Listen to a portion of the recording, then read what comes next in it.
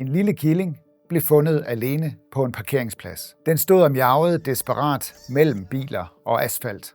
Ingen mor, ingen beskyttelse, kun larm og kulde.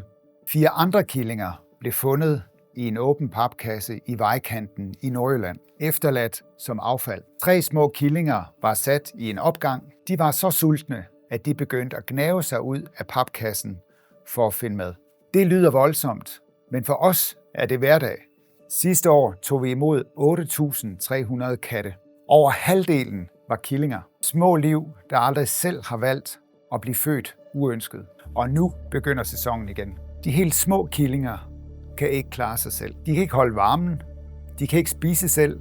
De skal have mælk hver 3. time, også midt om natten. Hvis ikke nogen tager dem op, pakker dem ind og giver dem næring, overlever de ikke. Alle killinger skal til dyrlæge. Også dem, der ser ud til at have det fint.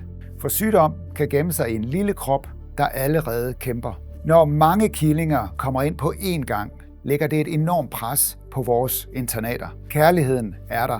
Medarbejdere og plejefamilier står klar med åbne arme, varme hænder og søvnløse nætter. Men kærlighed alene betaler ikke dyrlægeregningerne. Når katte ikke bliver kastreret eller steriliseret, går det stærkt. På 4 år kan en kat blive til over 4.000. Og når katten ikke er mærket, så kan vi ikke finde en ejer, og så lander ansvaret hos os. Og derfor har vi brug for din hjælp. Med din støtte kan vi give killingerne det, de ikke selv kan bede om. Varme, mad, tryghed, dyrlægehjælp og vigtigst af alt, en ny chance.